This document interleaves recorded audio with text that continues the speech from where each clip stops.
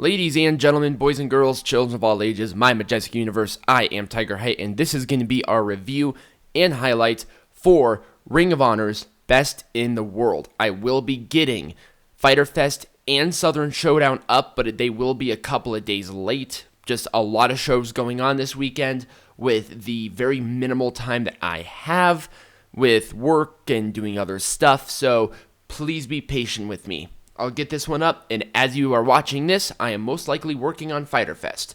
So without further ado, let's kick it off. But before we do, I just wanted to let everyone clear that I will not be covering the Flip Gordon Roosh match because that is a pre-show, and we do not do pre-shows yet. We're going to start off with Dalton Castle and Dragon Lee. Dragon Lee is the younger brother of Roosh, so Dalton Castle going after him to get back at Roosh somehow. So Dalton Castle debuting some new gear. It's a little bit higher up on his body to try to cover up the back brace that he's been wearing. I thought that was kind of interesting. But Dragon Lee starts off this match with a variety of dropkicks, including the bull's horn, and almost beat Dalton Castle with it. So Dragon Lee went back first into the post for Dalton Castle to get back into the match. Hurricane Rana caught into a powerbomb. Dalton Castle throws Dragon Lee into the crowd like really aggressively. Huge spike DDT for a 2. Belly to belly suplex for a 2. Suicide dive by Dragon Lee to get back into the matchup finally. Knee caught into a suplex. Snap German suplex. A sick looking Poison Rana for a 2. Deadlift into the Hurricane Rana for a 2. Bangarang, but does not go for the pin. But the match ended with Dalton Castle winning with the bull's horn on Dragon Lee. This was a hell of an opening match. So much fun, so much action going on that it was kind of hard to keep track of it. It was a great story. They're really building this up with Roosh and Dalton Castle. I'm hoping to see them again, maybe at Final Battle, or maybe a pay-per-view that's closer, but Final Battle is like their big event, so I'm just going to assume. Oh god, the match that I really did not want to talk about, the Allure, which was represented by Angelina Love and Mandy Leon, taking Kelly Klein and Jenni Rose. I will explain why I am a little hesitant and a little disappointed that I have to talk about this match after we go through some highlights. The Allure get destroyed, just get beaten down by Rose and Klein. From moment 1, the bell sounds, boom, getting destroyed. Spinning heel kick for a 2. Kelly Klein with a side slam for a 2. Jenni Rose was chasing Love, but Angelina Sky getting involved. Love with a crossbody off the top rope to the floor, which I thought was really cool. Spear by Rose to get back into the match. There was a weird front face DDT looking thing, looked garbage. A really terrible DDT by Mandy Leon. Power slam on the floor by Rose to Leon. Super follow-away slam for a 2. There was a shoe shot to the back of the head of Klein where the referee was distracted. And finally, the Botox injection for the win. The Allure win. This match was sloppy. Just a really sloppy match. I mean, Angelina Love was actually relatively good in this match, so I can't say that she was a part of this sloppiness, but Mandy Leon especially was, I don't know what was going on. She was just off. So Maria Manic shows up, torture rack to a security goof, and then a crucifix powerbomb. She's called the Man-Eater. She killed everybody. The Allure now have to face her at some point in time, I'm going to assume. That's going to be interesting. Welcome into your Manic. Hopefully you can bring this Women of Honor division just a monster. Kenny King versus Jay Lethal. This is their third match in their best out of 3 series. Kenny King goes after Lethal's arm for quite a bit of this matchup. King went face first into a chair. That was just not fun. Suplex on the apron. There was a great exchange of strikes by this point of the match. Royal flush by Lethal. Did not look great, so it was a kick out. Suicide dive caught into a spine buster, which didn't look super amazing either, but he still got it to a point where I feel like it could hurt. Shooting star press by King for a 2. Figure 4 leg lock, but the walking stick comes into play. Kenny King's eyes were blinded for a little bit, and that's what led into this rivalry. I don't know why he went after Lethal, but we're going to have a catch-22 there, I guess. Jay Lethal hitting the lethal injection for a 2, but finally Kenny King hit a nasty blockbuster, a huge clothesline, a lethal injection, and a royal flush, all in a sequence, all basically one after another for the win. He's getting a mega push. Kenny King won this match. He beat Jay Lethal clean in the middle of the ring, and that's going to be it. He's going to get a major push. Maybe he'll go after the world champion, but we'll get to that, so you'll know why I'm going to say this. He's not going to go for it yet. Jonathan Gresham versus Silas Young in a pure rules match. The rules of the match are as follows. You get 3 rope breaks. After the 3rd rope break, even if you get to the ropes, the referee will continue the match as such.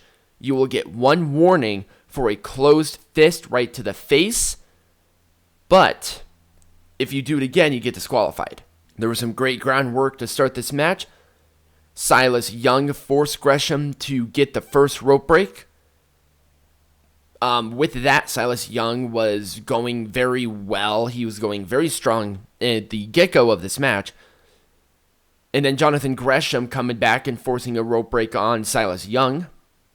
Octopus lock on Young, but a rope break was called. So Silas Young now, at this point, was down 2 rope breaks to 1 for Jonathan Gresham. Look up and then a knife edge chop on Silas Young. That was a really cool move there. Closed fist right to the face of Gresham for the warning.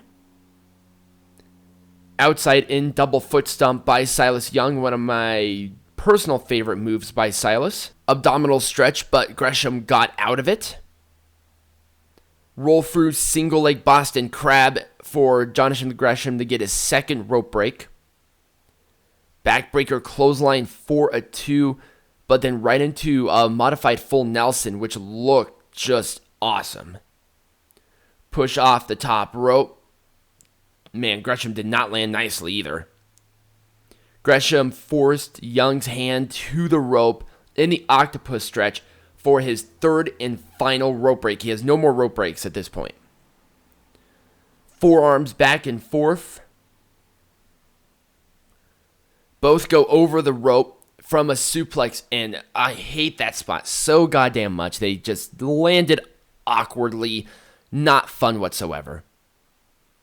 Ring apron brought into the ring by Jonathan Gresham. The referee distracted. Gresham hits a low blow and then an octopus lock for the tap. Gresham wins. It was an interesting match. The crowd turned on Gresham at the end there, which I thought was kind of weird. I'm hoping that they will do like a double switch where Silas Young becomes like a grizzled anti-hero babyface and Jonathan Gresham becomes like, I'm the best wrestler in the world. Here are my submissions. Like me, and then people don't like him. I think that'd be really cool double turn because this rivalry is still going to be going on, I believe. But we'll have to see in the coming months on what they're going to be doing with Gresham and Silas Young at this point. The Briscoe brothers taking on Nick Aldous and his new partner since Colt Cabana was injured, Eli Drake, who has officially signed with the NWA.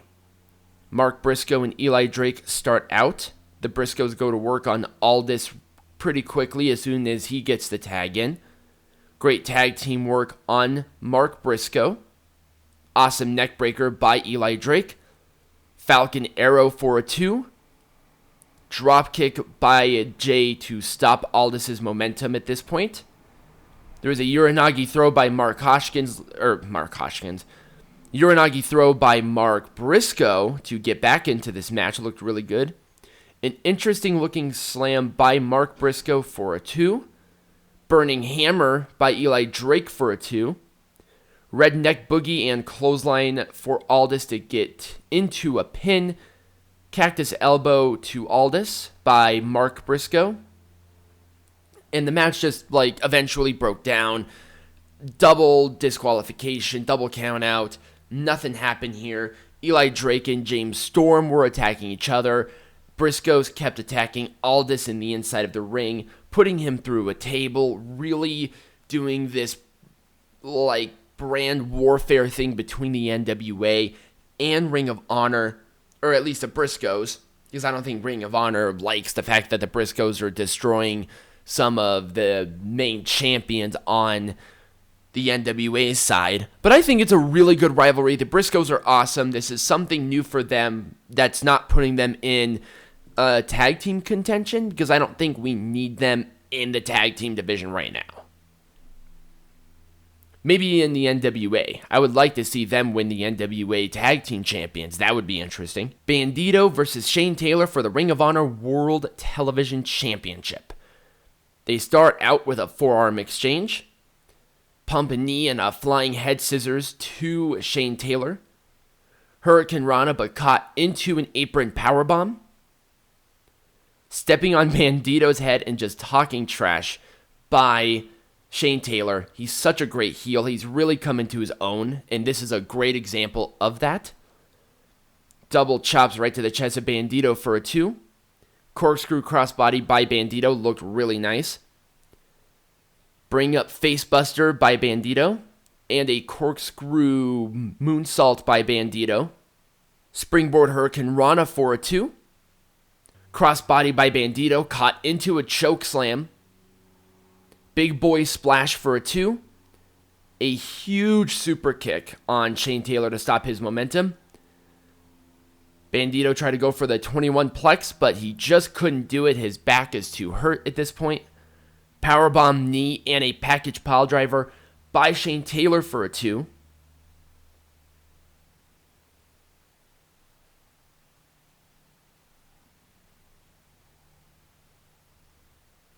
Shane Taylor was caught from a crossbody into a spinning slam by Bandido. This looked freaking awesome. Shooting star press by Bandido for a 2. Bandido was caught into the greetings from 216 for the win. Shane Taylor retains. This was a freaking awesome match. For the Ring of Honor World 6-Man Tag Team Championships, Lifeblood, represented by Mark Hoskins and Tracy Williams and PJ Black, who is not a part of Lifeblood, taking on Villain Enterprises, PCO, Marty Scurll, and Brody King. I love the LOD spikes on Villain Enterprises, and the new belts for Villain Enterprises look really good. This crowd was really into this. Awesome. Marty Scurll and Hoskins start out this match. There was a great back and forth by these two.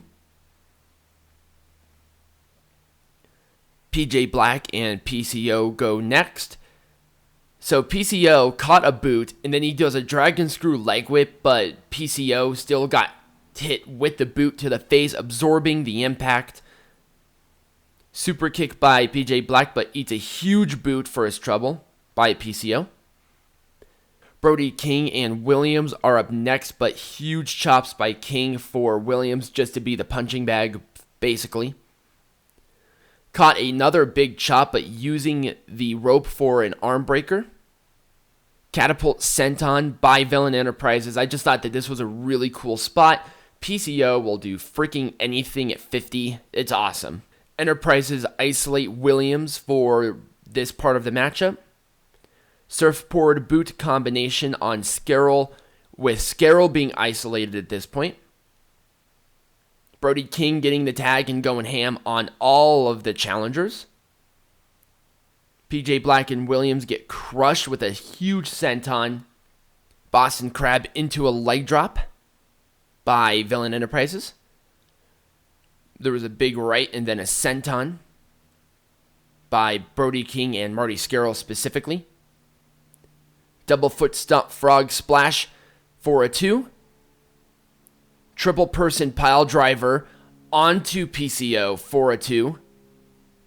Big sequence of stuff from everybody. It just looked really cool, so I'm just going to highlight a little bit of it. Kryptonite crunch to end Hoshkin's momentum. Single arm powerbomb on the apron on PCO. He just splattered it, but did not sound fun. Top rope moonsault by Black for a 2. Brody King with a double arm drag and a senton over the rope. Holy crap, this guy is just way too athletic for his size. It's really cool to see that these big guys are this athletic. There was a big Gonzo bomb, and finally PCO hitting the moonsault for Villain Enterprises to retain the tag team champions. This was easily match of the night. Skrull announced a new member of Villain Enterprises. It's Flip Gordon. Villain Enterprises attack Lifeblood after the announcement. And there we go. We have our newest member of Villain Enterprises in Flip Gordon. I was not expecting this. I marked out big. Let's go to our main event. Jeff Cobb versus Matt Taven for the Ring of Honor World Championship. Chop's not doing anything on Jeff Cobb. He's like, really? Leapfrog caught into a sleeper hold. The whole sequence was really cool. Taven went off the ropes, but caught again into a belly-to-belly throw. Side slam pressed into a suplex throw. Arm breaker on the apron to have Taven to get back into the match. Suicide dive by Taven, and just the impact that Jeff Cobb did face first into the barricade. It was, oh god. Rolling neck breaker and an arm breaker by Matt Taven. Huge clothesline that flipped Taven over, landing on his head. Oh. Standing moonsault for a 2 by Jeff Cobb. Northern Light suplex for a 2 by Cobb. Flying uppercut and then shotgunned into a backdrop. Just, your vintage Jeff Cobb stuff. A huge point of the knee right to the face of Cobb. There was a really sloppy climax for a 2. Finally, a counter from Tour of the Island into another climax for Taven to retain. Holy shit, this match was really disappointing. This was the match I was really excited for, and they just did not gel well as two guys competing. It didn't make any sense to me. These two were great alone, but just when they come together, there are some people who just have that great chemistry together. These two do not. This was the ending of Jeff Cobb's undefeated streak, his first time being pinned in Ring of Honor, and that was the end of Best in the World. The whole entire show in of itself was really fun. The World 6-Man Tag Team Champions was the match of the night. This was it. Really close second was Bandido versus Shane Taylor. That one was a big standout match. Other than the main event being kind of like a flop, it was a good show. I do recommend watching the whole thing, but if you do enjoy this video, give it a thumbs up, subscribe to this channel today, share it with all your friends, and check out all of the links in the description. And, ladies and gentlemen, be majestic.